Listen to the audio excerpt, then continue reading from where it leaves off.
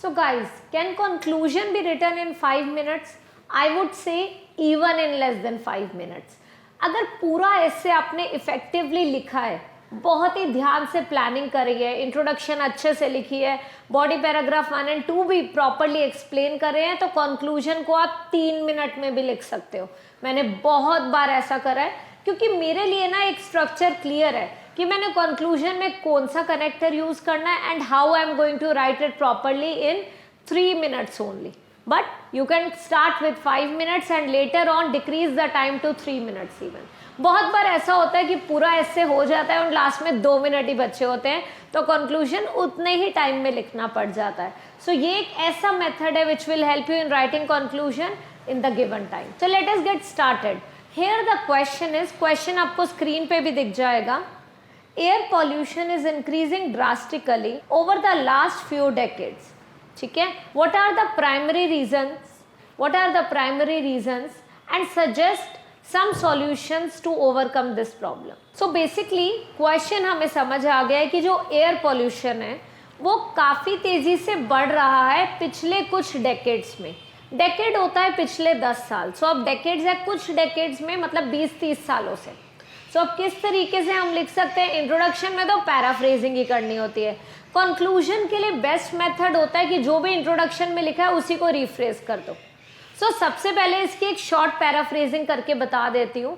ठीक है, it is argued by a major section of society, या फिर it is argued by many individuals that air pollution is proliferating at a rapid pace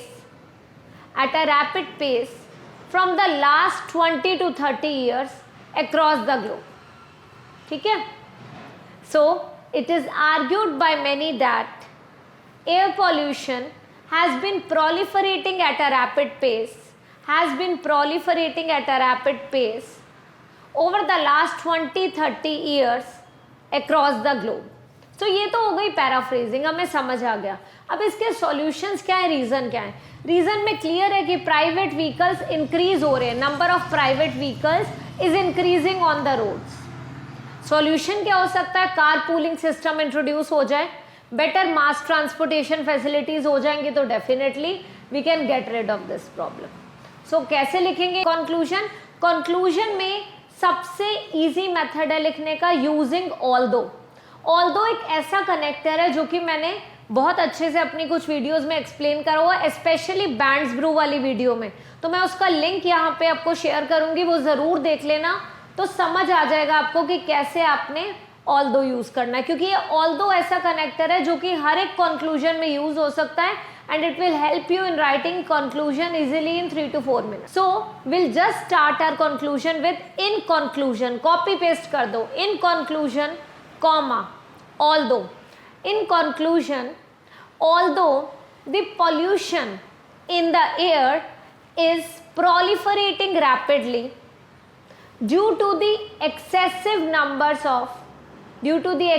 number of private vehicles on the road, comma, कोई connector नहीं आना और यहाँ पे still कुछ भी नहीं आना. it can be rectified with the introduction of carpooling system as well as better mass transportation facilities.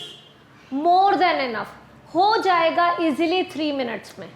Try करके देख लेना. अभी मैंने सोचा भी तो आपके सामने ही है ना. In conclusion, although the pollution in air is proliferating at a rapid pace due to the excessive number of private vehicles on the roads, comma, it can be rectified with the introduction